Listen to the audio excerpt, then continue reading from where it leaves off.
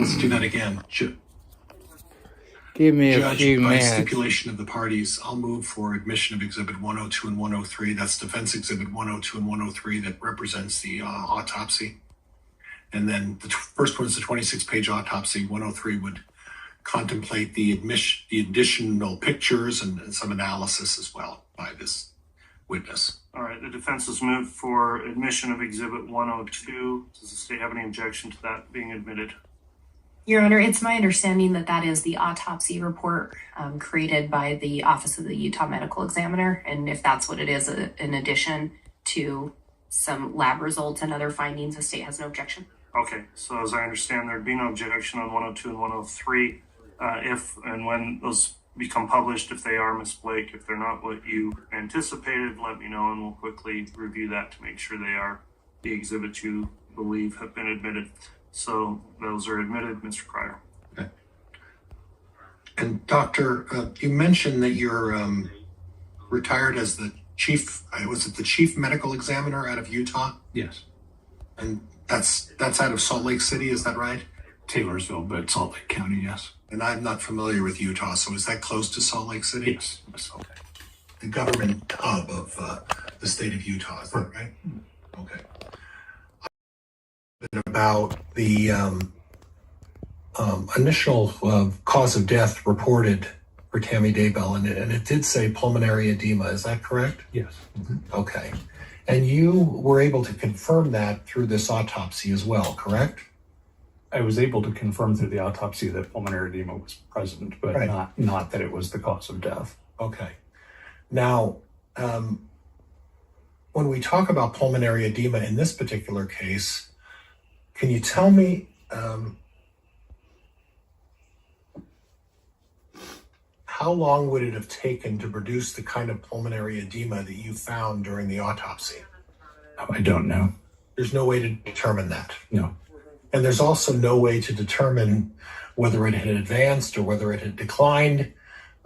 You exhumed Tammy Daybell's body, and you have to report the facts as you see the facts at the time upon the exhumation, right? That's correct.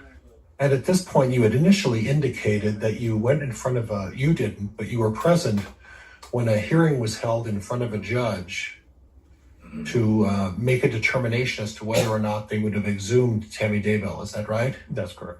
And do you recall from your knowledge what was the reason for the exhuming the body at that time? My recollection is it was to determine the cause of death.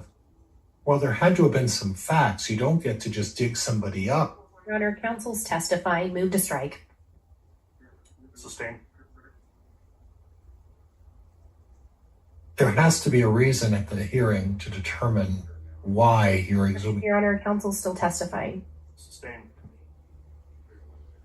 Isn't it true, Doctor, that there has to be a reason for the exhumation and not just be to re-examine findings? Is that correct? I would assume so, yes. Well, you were present. What was the reason given for digging Tammy Daybell's body back up? I don't recall specifically what was presented. Okay, so what was the purpose of you going there if you don't remember why they dug her up? Objection, Your Honor. Argumentative.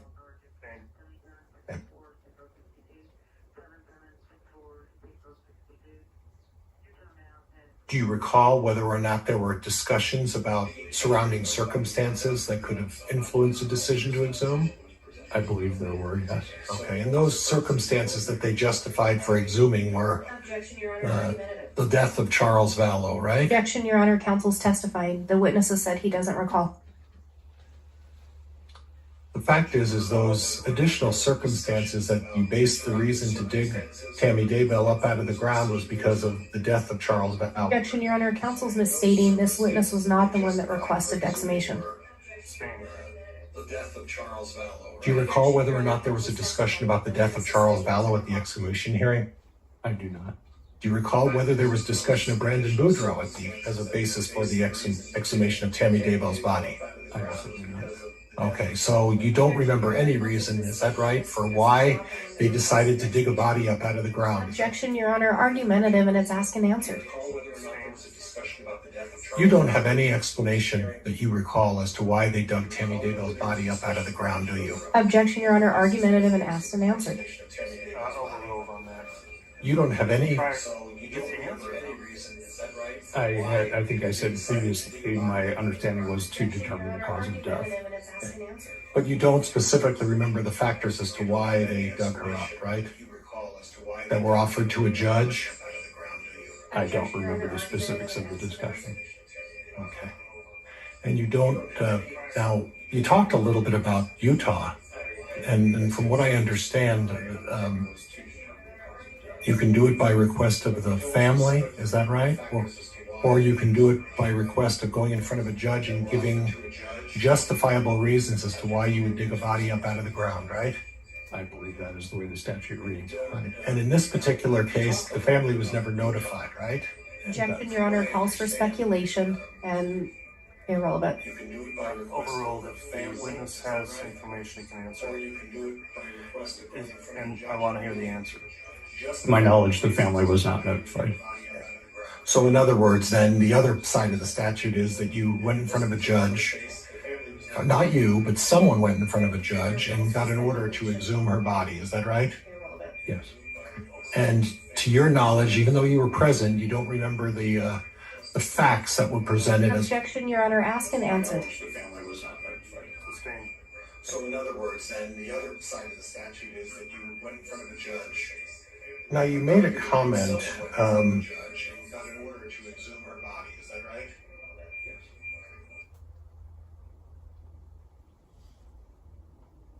in your autopsy that you performed,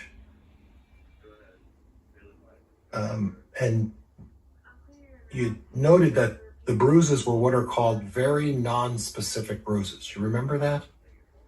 I don't recall the specifics of how I described them in the report. I'd be happy to look at it and refresh my memory, but I don't. So bruises by nature are non-specific. Okay. And you recall testifying last April and May in another proceeding in which you, in response to a question, described the bruises as non-specific, correct? Yes. Okay. And when we're talking about non-specific bruises, what that means isn't it true? What that means is that you can't identify the cause of those bruises. Is that correct? A specific cause, no. Right. In fact, you can't tell how those bruises ended up on someone's body, correct? That's correct. All you can tell is that the nature of those bruises and whether they're bruises, right? And I can offer opinions about how they might have been inflicted, but there's a wide variety of those. But in this particular case, you said they're non-specific, correct? Even non-specific bruising can have multiple potential modes of infliction, yes. Okay. And in this case, you identified the bruises as non-specific. We've established that, Yes. correct? And you can't tell me how those bruises were placed on the body of Tammy Daybell, correct? I cannot. Or how she got those bruises. I cannot. And the reality is we can go back as far as 24 hours, and those bruises could have been 24 hours old. Isn't that true? Potentially, yes. Or 12 hours true, right? Yes. And we can't even put a legitimate time as to when those bruises actually got, or she incurred those bruises on her body, correct? Beyond the timeframes we've spoken of, no. Right. And in addition, you didn't speak to any of the family members, the immediately family members, about these bruises on Tammy Daybell, did you? I did not. You didn't talk to the family about any medical history that Tammy may have had about treating herself for bruises, did you? I did not. You didn't look at any of the reports or any of the medicine from the time of her arrest in which there was a notation about bruising cream that Tammy Daybell was using, did you? Could you repeat that? I'm not sure what you mean. Did you see any medicine that indicated Tammy Daybell may have been treating her bruises with bruising cream? She had a number of ointments, creams, oils, and other things at the residence, which those that were documented in photographs by the coroner, we did look up and go through. Okay. And so based on history, in speaking with the family, you weren't able to get any information about whether or not Tammy Daybell was prone to bruising, correct? I did not speak to the family. Okay.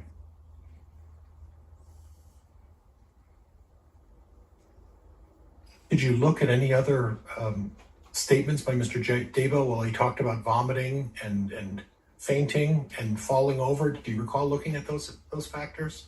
I did not see statements directly from him, but he was quoted as talking to various officers and others at the scene about those things. Yes. And that leads into my next question, is that the information you got about what Tammy Daybell reported was given to you by police officers, not necessarily statements Mr. Daybell made. Is that correct? Yes. Okay. So if we recap a little bit, we don't know why we dug Tammy Daybell up out of the ground, right? Objection, Your Honor. Counsel's testifying misstates the evidence Sustained. and move to strike.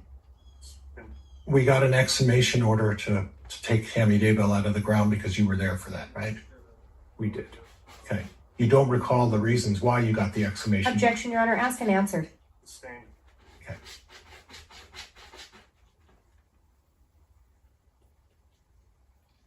Someone's getting screwed. So you talked a little bit about Utah, and then you talked a little bit about Idaho and how in Idaho it's up to a coroner to determine whether or not there's an autopsy that needs to be performed. Is that right?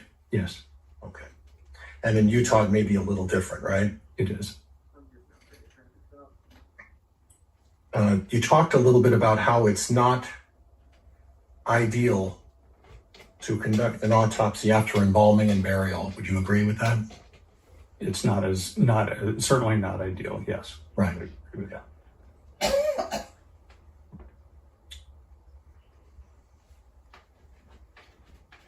Get Hey, out. Judge, could I, actually, I need the exhibit, and I'll get the number, Judge, I'm sorry.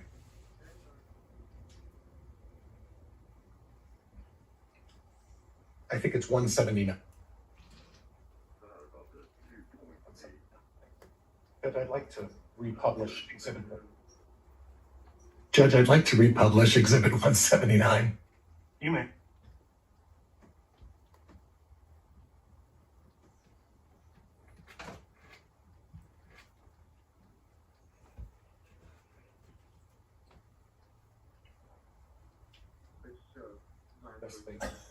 This late plans, right? So we're looking at exhibit 179. You recognize that those are your dots, aren't they? They are. So when I look at that, how many bruises are on the right arm of Tammy Daybell? 8. And there are 3 on the front, or 1 down at the bottom, right? 4 on the front and 4 on the back. Okay, and then how many total bruises would be on the left arm? 1. And then how many bruises up on the chest area? 1. So you talked about asphyxiation, and you made a determination that there's asphyxiation here, right? Yes. Okay. And what you're suggesting is that Tammy Daybell someone stopped her from breathing, right? Correct. Okay. So I guess what I'm confused about is, how is someone asphyxiating Tammy Daybell if there's one person holding her arms? Objection actually withdrawn. Answer. I wasn't there, so I can't tell you the specifics. Right. And the other question is that if someone was holding her arms down, how did bruises get on the front of the arm and on the back of the right arm? You can have bruising on front and back from a grab. Okay. And then that person would also at the same time be grabbing the lower part of the right arm too at the same time? Not necessarily at the same time, no. Okay. And then while they're asphyxiating her, they grab the left arm, and there's only one little bruise on the left arm, right? There is 1 bruise on the left biceps, yes. And then at the same time, somebody puts something over her mouth while they're holding her arms to suffocate her, right? It could have happened that way. It could have, right?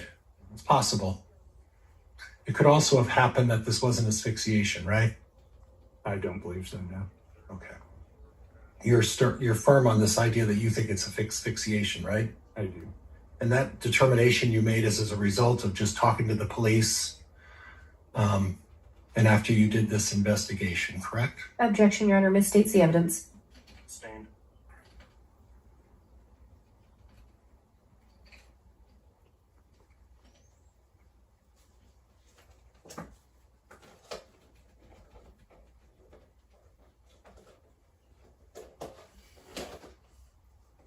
Now, as terms of, we talked about this previously as well, but the bruising alone does not lead you to asphyxiation. Is that right? It does not.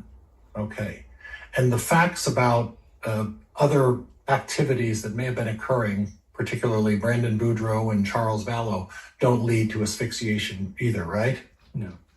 Now, previously, last year, you testified, and there was some discussion about the 5 different levels of determination. Do you recall that? I don't specifically know.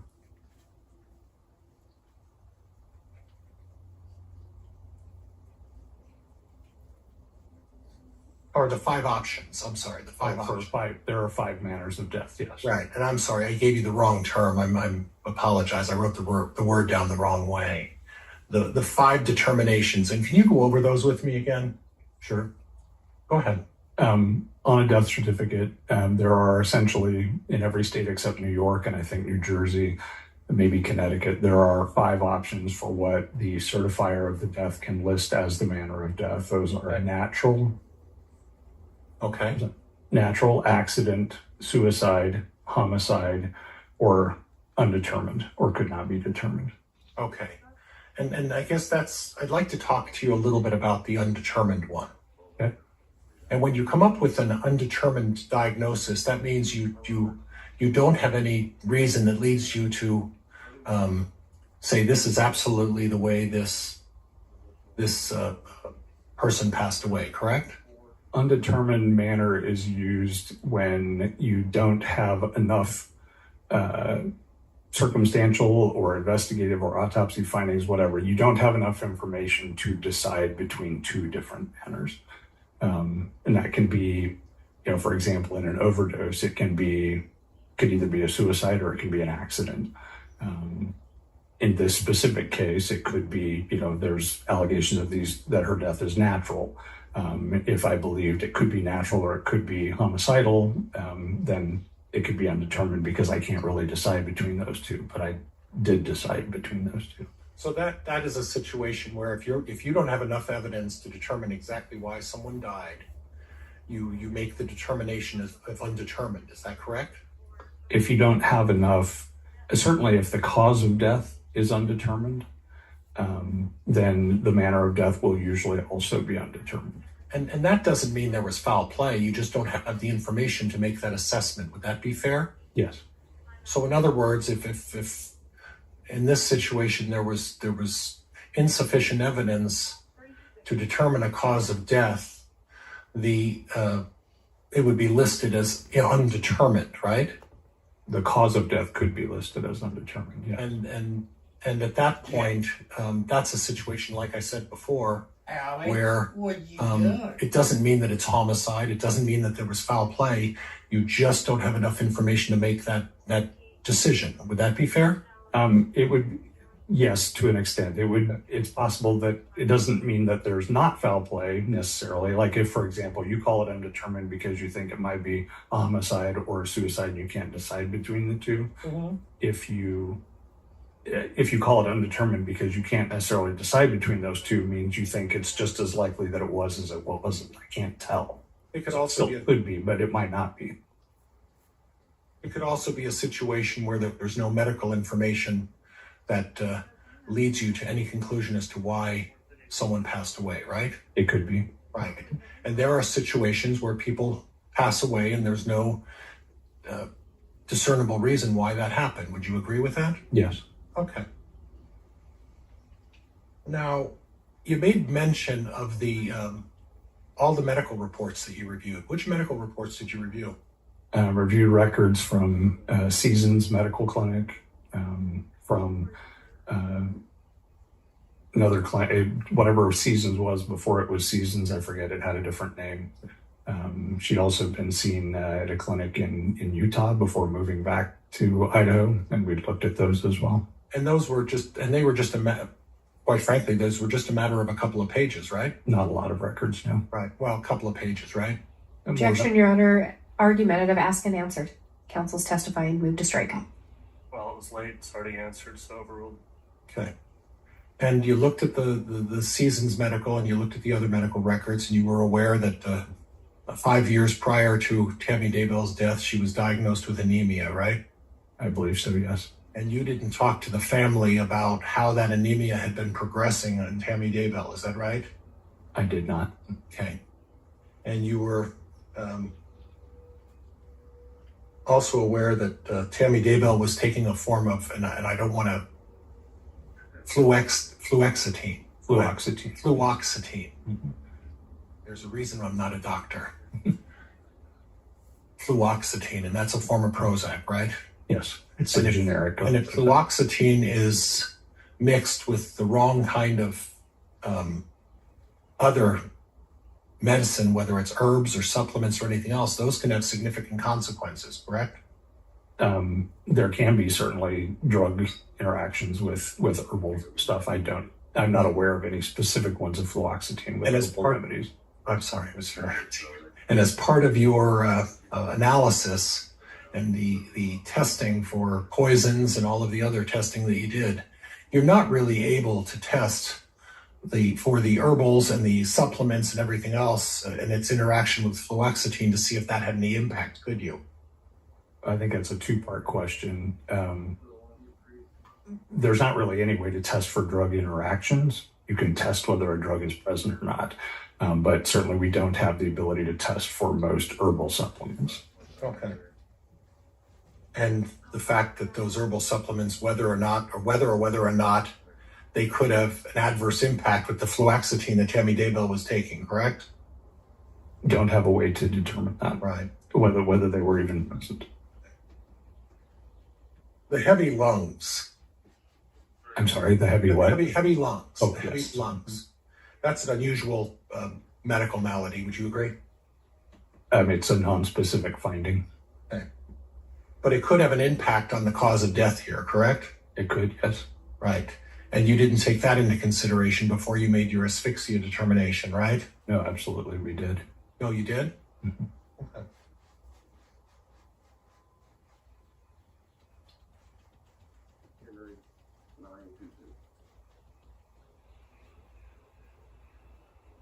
You testified that asphyxia is really a diagnosis of exclusion, correct? It is. So in other words, you look at all other possibilities, and if you can't find anything else, you go to asphyxia. Would that be fair? If you can't find anything else more likely, yes. Okay. Or what is if you can't find anything else? Why wouldn't you just go undetermined? You might in some circumstances. Okay.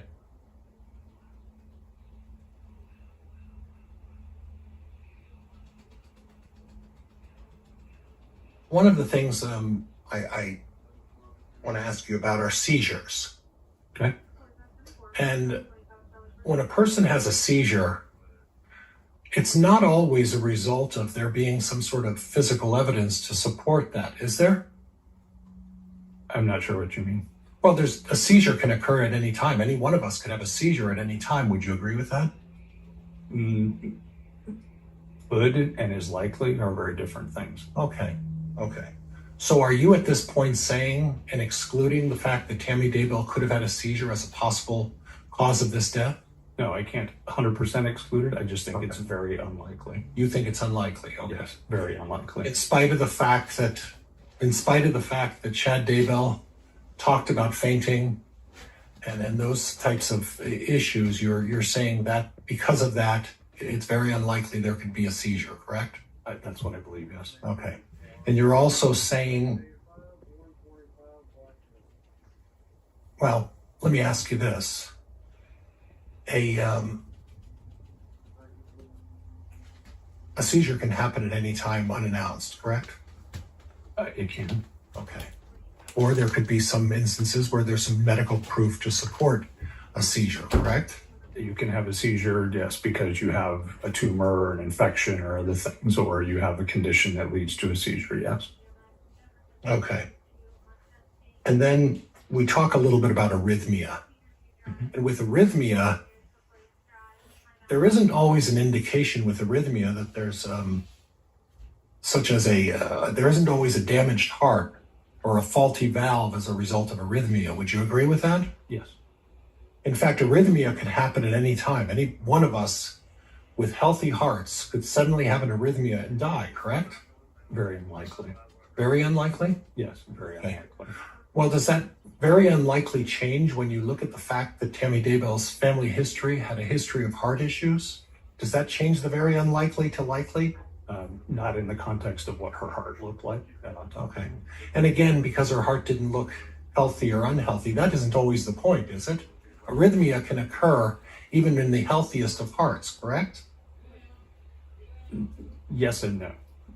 Not in there is a reason that people have arrhythmias. Okay, it's not always apparent by looking at the heart. The heart certainly, as I discussed previously, can look normal, and you can have arrhythmias. But there will be something wrong with it, either microscopically evident or molecularly evident. Okay. And molecularly evident means that there's some sort of syntax that hit the heart and it suddenly just stopped working properly, right? It would just, an arrhythmia just means no rhythm. And if your heart stops beating, you have no rhythm. Right. And if the heart for some reason stops beating and there's some sort of arrhythmia, suddenly we get the pink foam that starts developing in these heavy lungs, right? You certainly can, yes. Right. And if we get a seizure, and as a result of the seizure, the heart stops beating, and then these heavy lungs start accumulating the significant amount of pink foam we found in Tammy Daybell's body, correct? It can happen that way, yes. And if the anemia goes undiagnosed for 5 years and she's not getting treatment, and for some reason there's insufficient oxygen to reach these heavy lungs, we could get the same result, correct? And I don't believe so. Okay. Not given the activities that she was described as doing. She may have been anemic, but she was not anemic to the point it would cause those kinds of problems. All right.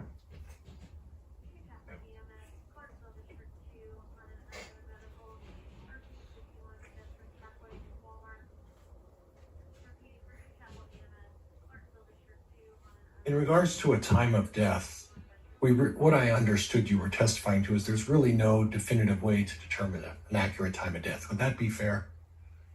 No way to determine a very specific time of death. A range, yes. A specific time, no. Judge, I have nothing else. Thank you. All right.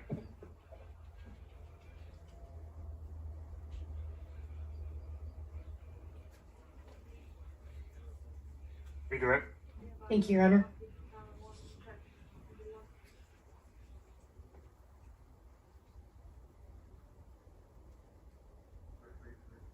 Dr. Christensen, you were asked a lot about the exhumation order. Do you recall that? I do. You were not the one requesting that, is that correct? That's correct.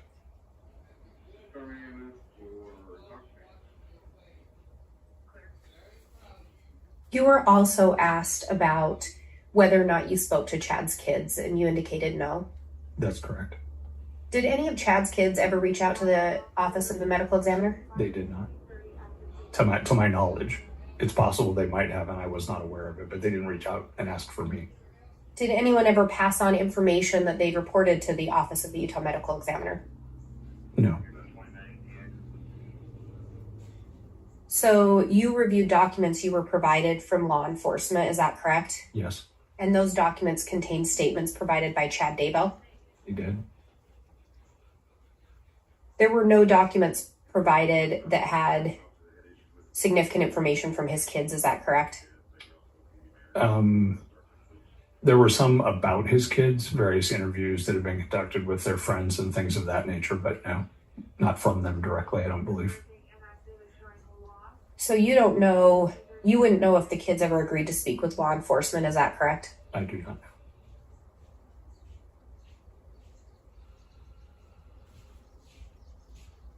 And if Chad's kids had made statements about Tammy's health, would those have been documents that you would have requested or wanted to review? Absolutely. So if they weren't provided to you, would you have any reason to think that those exist? No. And you were asked about Utah being a little different than Idaho's system. Do you recall that question? Yes. Would you describe them as a little different? I guess Utah's and Idaho's death investigation systems are kind of on the opposite poles of the spectrum in the US. And I think we talked about this, but Idaho, a coroner does not have to have any medical training, correct? That's correct. Whereas a forensic pathologist or medical examiner goes through years of schooling. They're a doctor. Leading, sustained. Your Honor, it's sustained on leading. Is that correct? It's just, Because I think it's within the scope. it's not outside the scope, correct? Just for my next question, I wanted to clarify that. Yeah, I only sustained as it being leading. I think we talked before, but you have worked in systems where a coroner is used, correct? Yes. And in your experience, do coroners have to have any medical training? No. And to be a forensic pathologist, again, what training do you go through? Have to have a college degree, a medical degree, and residency training in pathology, and then forensic fellowship training. And in Utah, again, who is it that would determine if an autopsy is to be completed? It would be done by the Office of the Medical Examiner. So one of the individuals that has all that medical training? Either by them or one of our investigators, and if there are questions, then they ask us.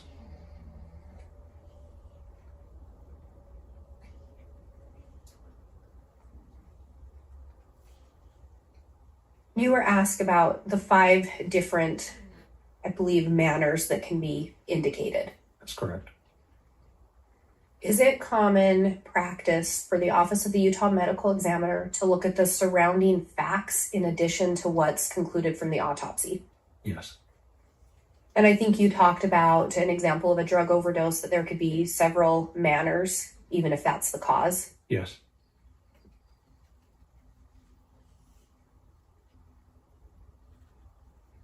And you were asked about a history of anemia. Can you explain what anemia is?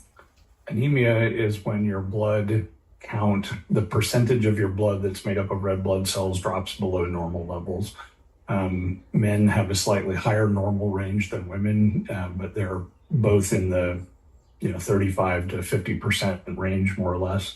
That percentage of your blood is made up of red blood cells that carry oxygen around your body. You can develop anemia, which is a number lower than that, for a variety of reasons. It can happen from vitamin deficiencies, can happen from iron deficiency, can happen from cancers, anything that infiltrates your bone marrow. Can happen because you bleed. It's not uncommon in young women with heavy periods and things, for example, to end up being anemic because of blood loss. But it can be from traumatic blood loss as well. You can be acutely anemic because you got your arm broken and torn open in a car crash or something.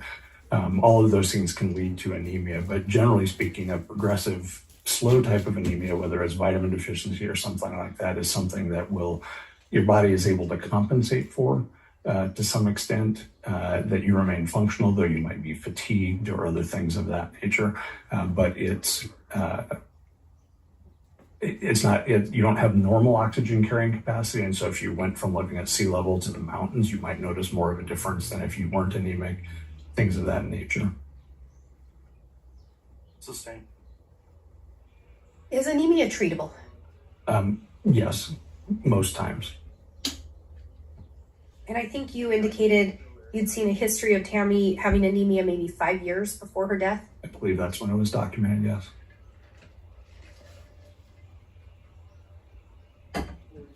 And if there were no other indications of anemia in her medical records, could that indicate that it was treated?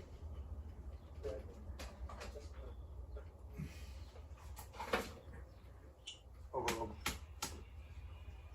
Can you repeat the question? Yes. We're not seeing any additional notations in medical records about anemia other than the past history. Could that indicate that the anemia was treated?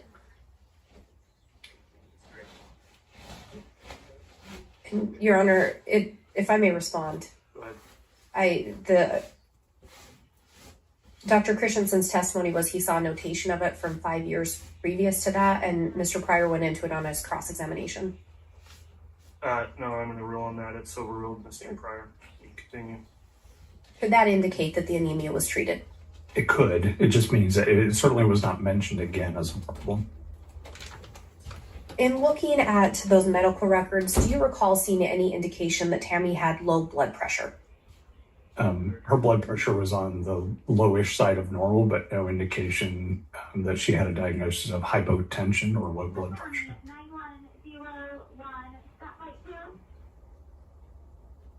Could you use the microphone, please, Mr. Pryor? Foundation judge, I'd like to know what report he's referencing where he saw that information. And Your Honor, my question was just about the medical records that he reviewed in general. All right, then he should be able to specify which medical record she's All right, talking Mr. about, Judge. Pryor, this is not an objection. It's just an argument now. Is there an objection? There is, Foundation. All right. The objection is overruled. In the medical reports you reviewed, you didn't see any sign of low blood pressure. I did not. In the medical records you reviewed, did you see any signs of seizures? No.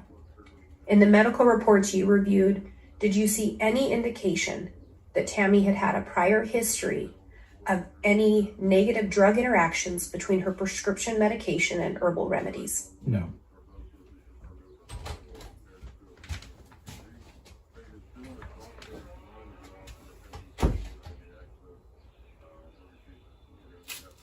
And counsel asked you about the bruises on Tammy and them being labeled as not specific.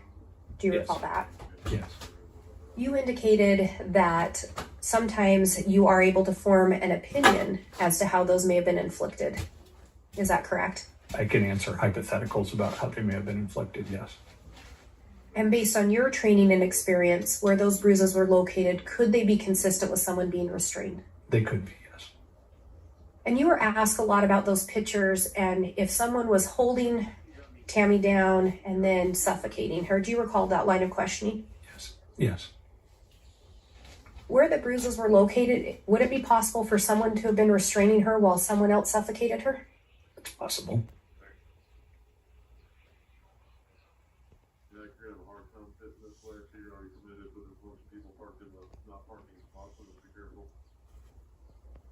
Based on your experience and and the autopsy and your review of documents, in your opinion, is it likely that Tammy died of a seizure? No. Based on your training, experience, review of the records and autopsy, is it likely that Tammy Daybell died of a cardiac arrhythmia? No. Based on your experience, review of the documents and autopsy, is it likely Tammy Daybell died of a drug overdose or drug interaction? No. Based on your experience, training, review of reports on the autopsy, is it your opinion Tammy most likely or likely died of asphyxiation? Yes. And again, what did you determine the cause of death to be? Asphyxia. And what did you determine the manner of death to be? Homicide. I have no further questions. All right, thank you. That did not go beyond the scope of cross. So Judge, can we have a sidebar? yes.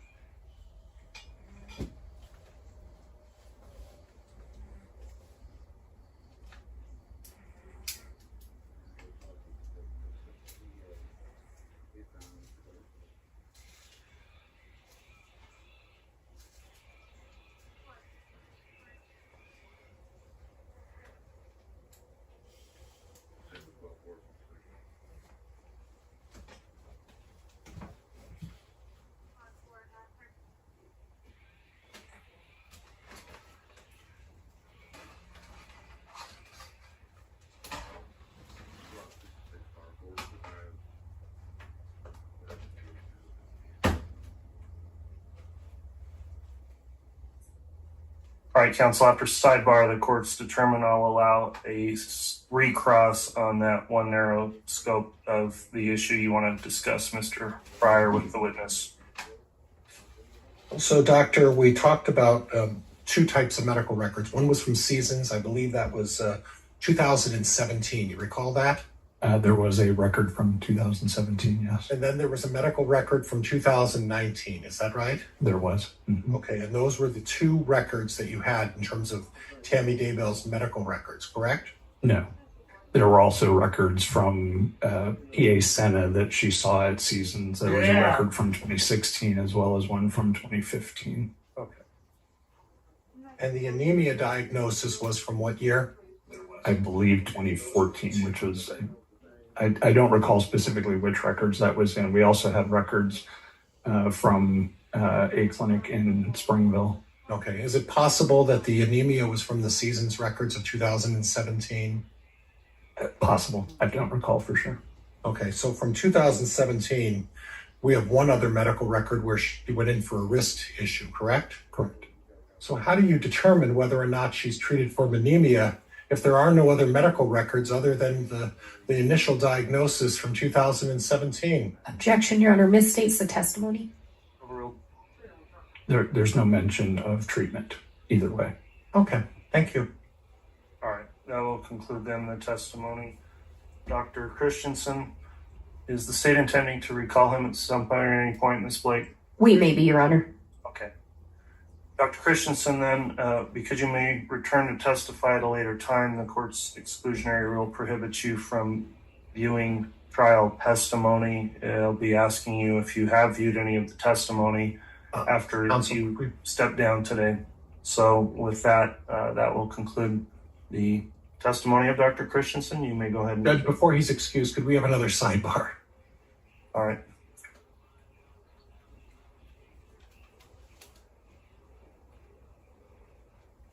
Any of the testimony after you step down today.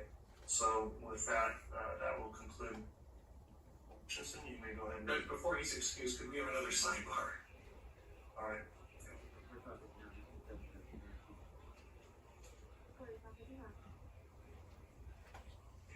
Testimony after you step down today. So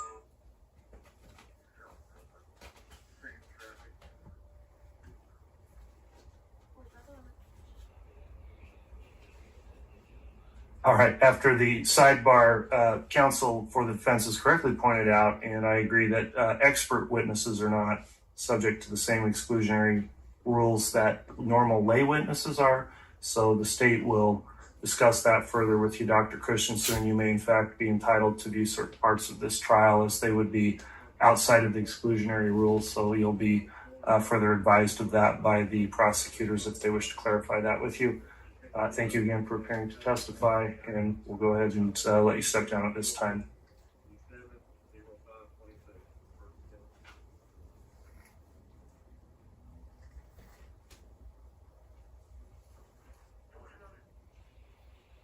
All right, is the state prepared to call its next witness? Yes, Your Honor, the state will call Alice Gilbert. All right.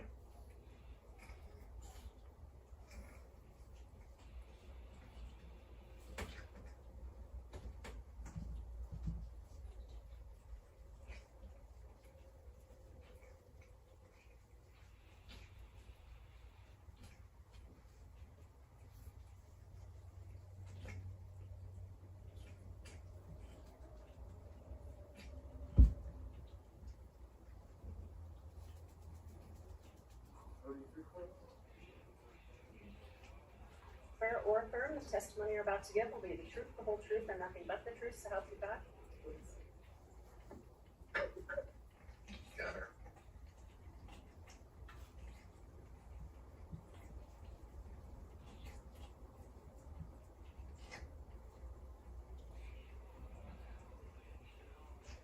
Try to speak directly to them.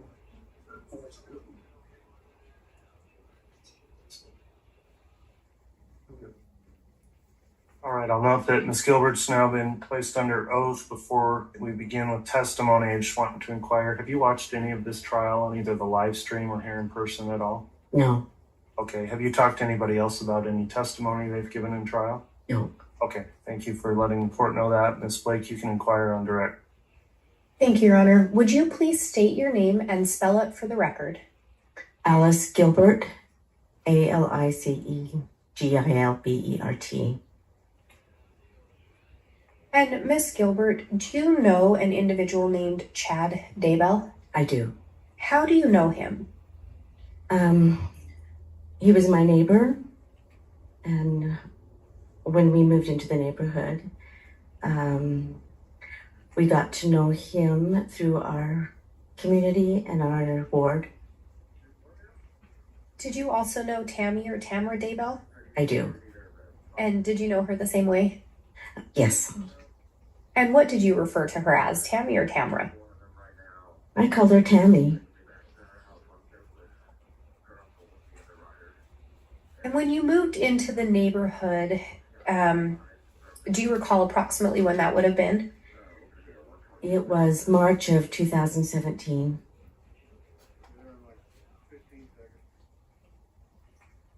And were the Daybells already living there? Yes. Did you get to know Tammy or Chad? Did you get to know one of them better than the other one? Tammy. I got to know Tammy better. And how did you end up getting to know Tammy? We worked in the same church calling together, and so I got to know her through that church calling. And when you say church calling, what church is that associated with? The LDS church. And what callings did the two of you hold where you worked closely? I was the Relief Society president, and she was my first counselor. How often do you think you saw Tammy? We met once a week and on Sundays.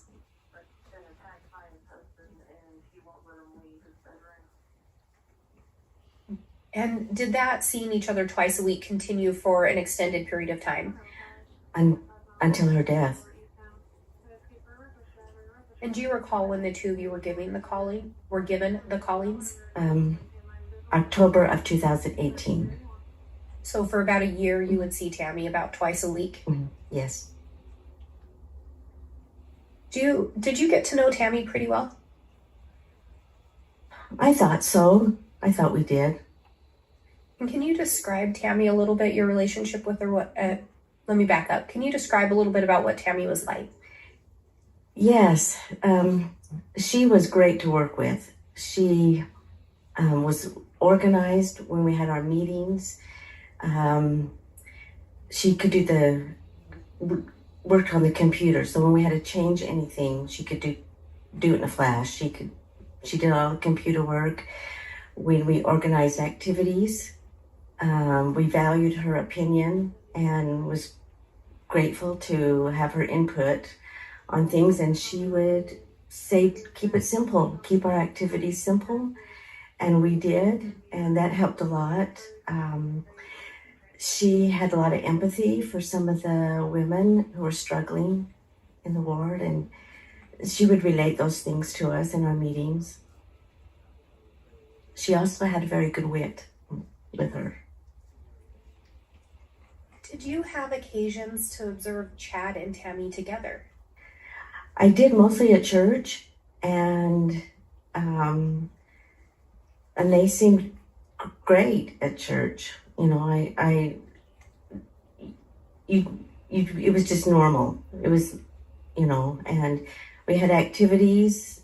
He did come and help set up some chairs for activities, and so that seemed normal, and I really didn't think much of it.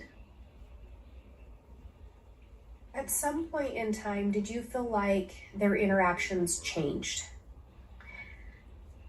A little bit, yes. In 2019, it just seemed distant. It just seemed a bit distant between the two. But I just noticed them at church. Did Tammy ever talk to you about her marriage?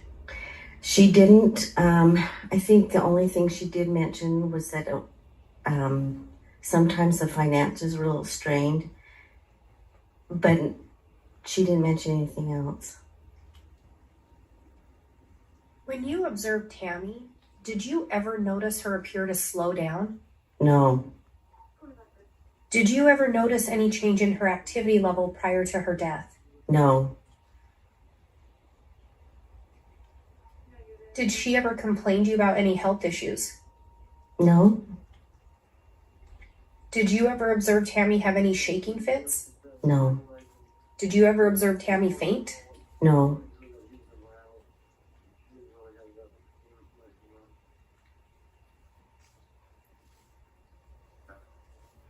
How did you learn about Tammy's death?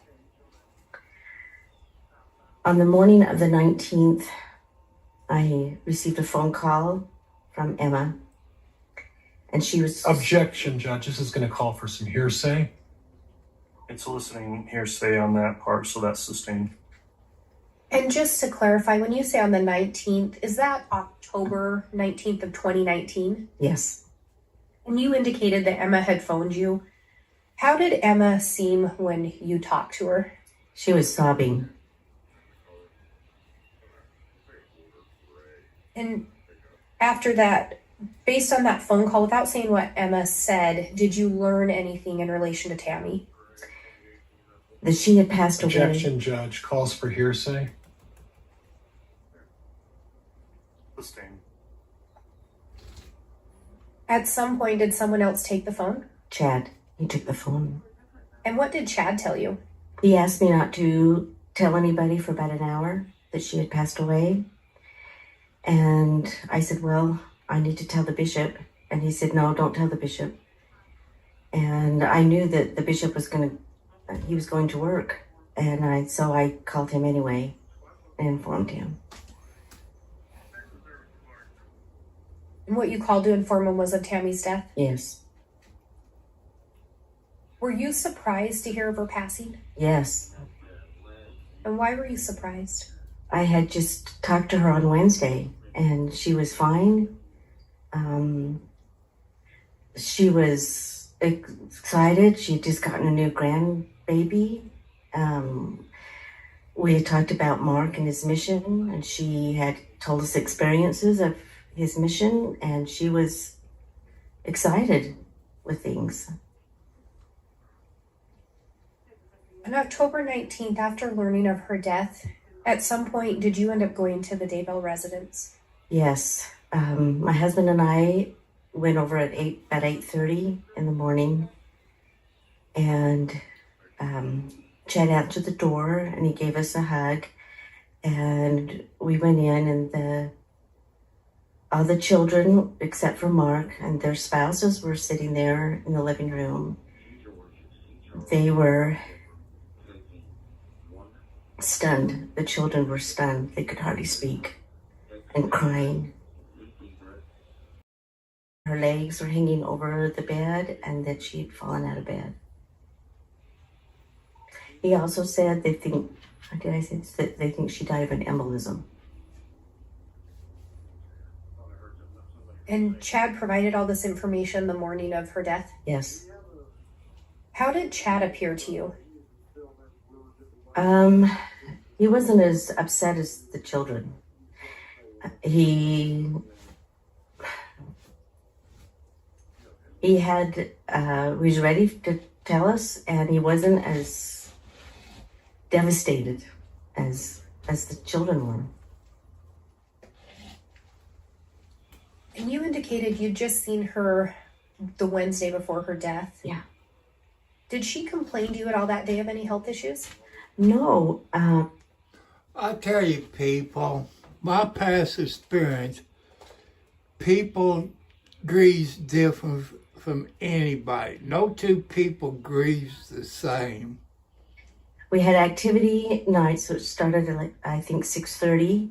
She would leave early, maybe 8 o'clock, because she was going to a clogging class. And so in my mind, I'm thinking I'm going home to bed at 8 o'clock. She was going to a clogging class. So I admired her for doing that. On Wednesday when you saw her, did Tammy have a cough that you noticed? No, Did she have any kind of a coughing fit around that time? I didn't notice any. After arriving at the Daybell residence, did you do something else that morning? Yes, we had asked if they had breakfast, and they hadn't. So my husband and I said, well, we'll go get you breakfast. And as we stood up to go, Chad told us that her funeral was going to be on Tuesday and a memorial on Wednesday. And I was surprised, and I said, well, did you plan this? And he said, no, but I was surprised that fast that he could tell me that. And when you ask if he planned it, why did you ask that? Because I know what it takes to plan a funeral with a ward and to organize the church and have the ladies in the ward provide the meal. And you need to ask the sisters to volunteer to provide meals. And it takes time. All of it takes time. So I was really surprised. But then he said her funeral was in Springville. That also surprised me because we were there in Idaho. And do you recall what day of the week October 19th was? Saturday. And the funeral was going to be on Tuesday.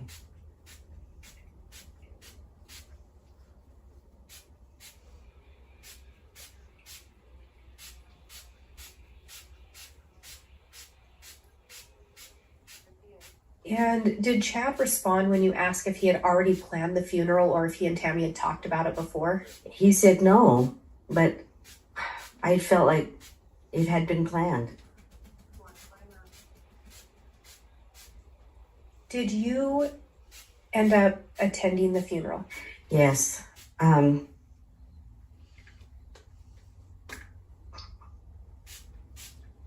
needed to see her. So my husband and I went to the funeral in Springfield.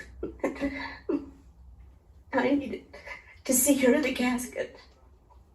And she looked nice in the casket. Did you ever talk to Chad about why he held the funeral in Springville? I didn't. I just assumed it was because they lived there before. So I didn't ask. When you were at the funeral, do you recall making any observations of Chad? When we viewed her before the funeral, and it was just him standing by the casket. It didn't seem really mournful with him.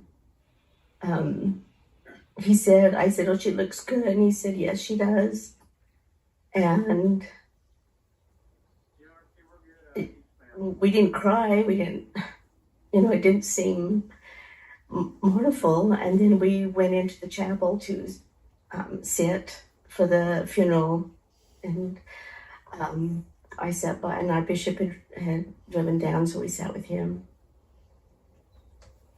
During the funeral, do you recall if Chad spoke?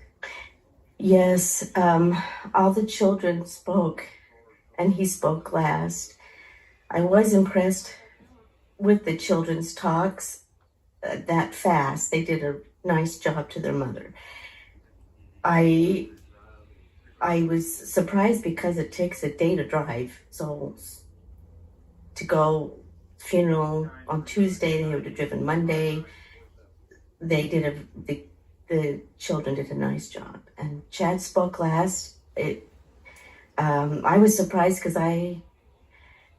most spouses are too devastated to speak. And so I was surprised that he spoke at her funeral, and it was last.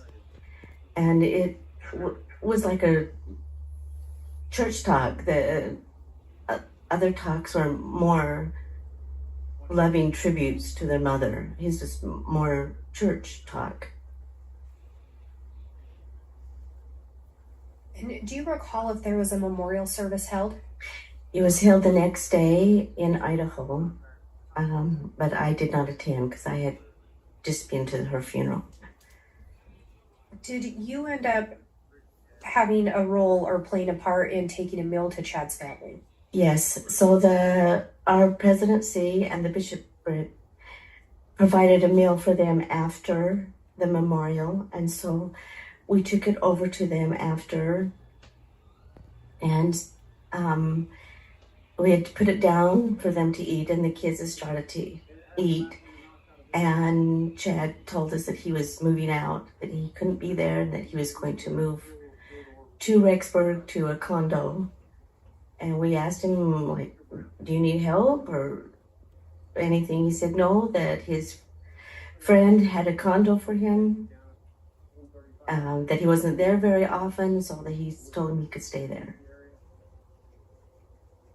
And you said do you recall, did Chad refer to the friend as a he? In I took it as that, and I'm thinking he said he, because he said he wasn't there very often, and so he could stay there. So Tammy's pronounced dead on Saturday, correct? And by the following Wednesday, Chad's got plans to move out of the house. Yes. Auto insurance. Policy number is 201-964836. Do you recall anything else that morning standing out to you as far as what Chad told his kids? Yes, you are. He had told his kids to go through Tammy's things after he told us he was moving out, and that surprised me too. That's maybe I'm more sentimental, but it just seemed fast. And they kind of took it in stride, and I think they did do that. In the time just after Tammy's death, did you have an opportunity to observe any of the Daybell children, so Chad and Tammy's children? I went and saw Emma on Friday, and she was sobbing. She's really struggling, and she was getting really sick. She lost a lot of weight. We had organized meals for her. I know the school district was taking meals into her and Garth. She was struggling. She told me she missed Judge, her mother. objection, Grounds? hearsay. Sustained.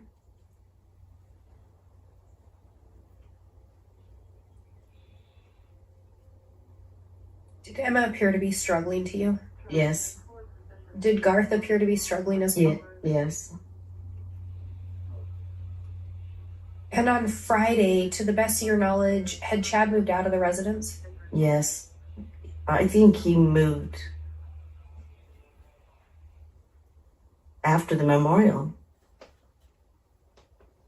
So you visited with Garth and Emma just less than a week after their On mother's Friday. Yeah. Was Chad there when you went to visit him? No.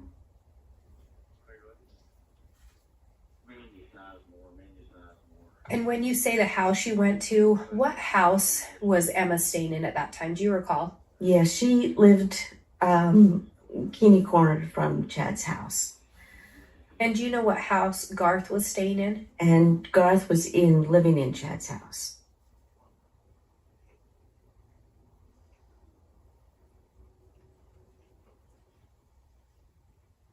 At some point, did you end up reaching out to Chad? Yeah, so we thought we would call and see how he was doing, and I think it was Saturday, the 26th of October. We called him to see if we could come and visit with him, and he said no, that he would come to our place. So he came, that's on the 26th, he came over to our place. I think it was more toward the evening when he came. And Judge, for foundation purposes, that would have been the month of what and year? Do you want to clarify when that happened, please? When you talk about the 26th, are we still in October of 2019? Yes. So just shortly after Tammy's passing. Yes. And Chad indicated to you he didn't want you to come to his place, but he'd come to yours. Yeah, he said, "Oh, I'll come over to your place." So we said, "Okay." Did you ever end up seeing where Chad was living in Rexburg? No,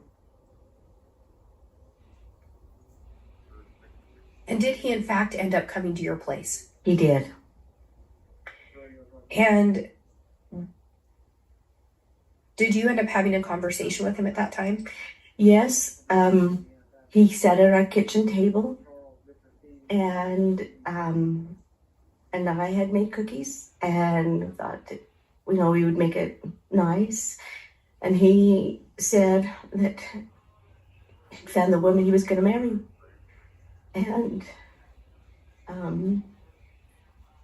we were absolutely stunned when he said that.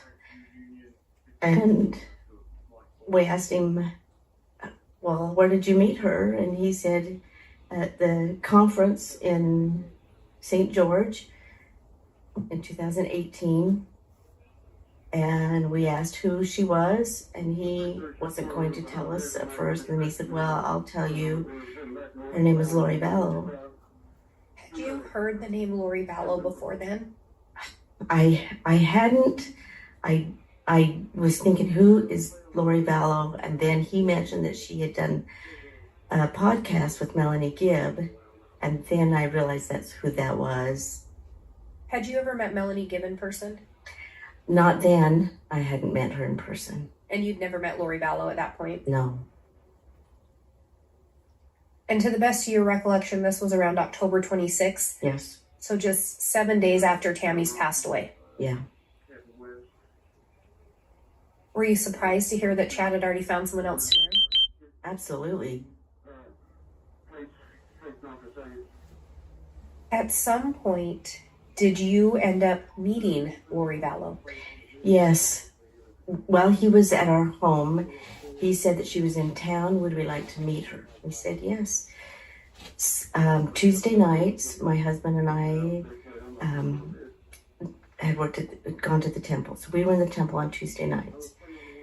We were waiting in a room for a meeting to begin that following Tuesday. And he tapped us on the shoulder and had us step out in the hallway. And that's where we met Lori and her niece Melanie and a friend. And I cannot remember her name. And that was your first time meeting Lori? Yes. And it was at the temple? It was at the temple. And Judge, can we have some foundation as to the date, time? Your Honor, that's already been discussed. I must have missed it, Judge. Go ahead and speak. Ms. Gilbert, at some point after that, did Chad and Lori end up coming to your house? Yes. And it was in that week, and I think it was Friday from that Tuesday that he came over with her. And it was cold when they came in. I asked her if she was getting used to the cold, and she said she bought some warm clothes. And they sat on the couch. And it was awkward. And when you say it was awkward, did you make observations of Chad and Lori's interactions? Yes, they were very affectionate with each other, more than I had ever seen Chad. It was very affectionate with her, and they were giggling and laughing, and my husband and I were embarrassed. Have you ever seen Chad act that way with Tammy? No.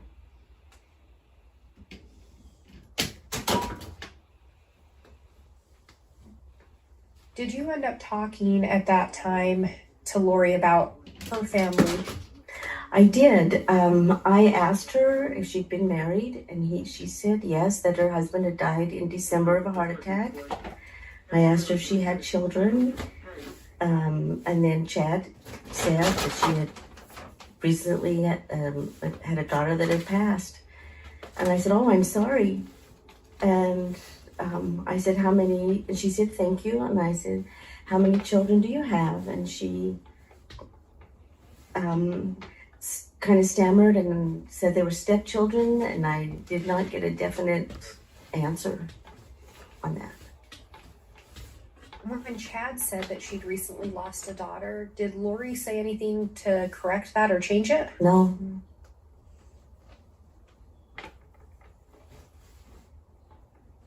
And this would have occurred end of October, beginning of November of 2019. Is that correct? Yes. You also talked about, you asked Lori if she was getting used to the cold. Do you recall anything about that particular October? Yes, it was a very cold October. It was an early frost and a hard frost, so the farmers were getting their potatoes early. I used to work for an ag company, and so the importance of the potatoes not freezing, and not only that, they were helping each other to get their crops out early. So it was a cold October. When Chad and Lori were there, did they talk to you and your husband about plans for a future together? Yes, they had talked about getting married, but they didn't know when or where yet. They planned on taking the kids to Disneyland at Thanksgiving time.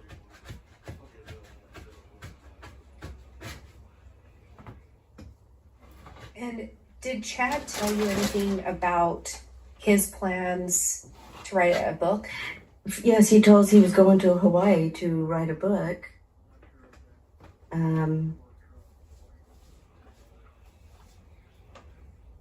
But I didn't know they were going to live there. He just said he was planning on writing a book and going to Hawaii.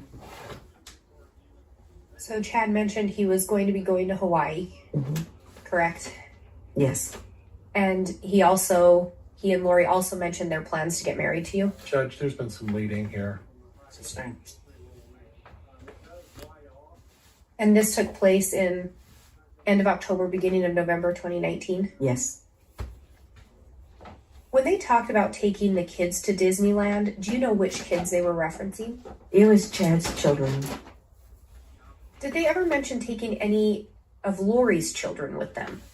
No, I had the impression that she was an empty nester, and I assumed the daughter was older that had passed, from a disease or cancer or something, but I assumed she didn't have any other children. Did Chad or Lori provide you any details as to how Lori's daughter died? No, and I did not ask. And Your Honor, I'm just looking at the time, and now may be a good time to take a break in testimony for the lunch hour. Okay, I appreciate that, Ms. Blake. We will go ahead and take the noon lunch hour. We'll take the hour and be back on for additional testimony at 1 o'clock. All right, please.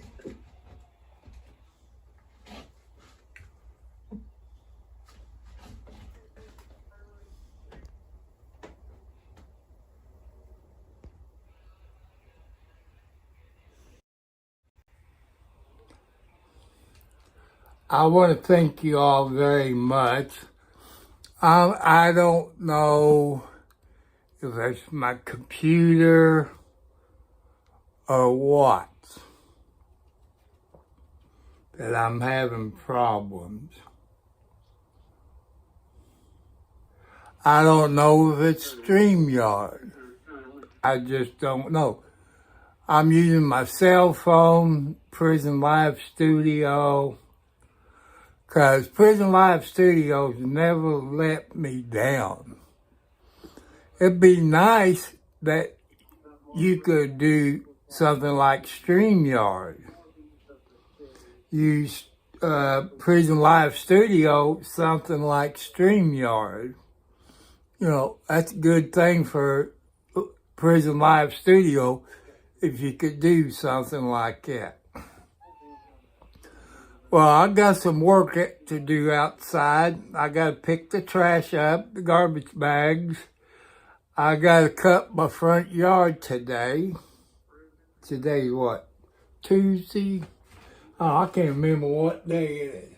oh, it's Wednesday. Sorry. So I want to thank you all. Hit the thumbs up. Will I come back with after the break? Probably not. Because I got to clean my yard up. I got to clean my porch up. There's a whole lot of things I got to do between now and Saturday.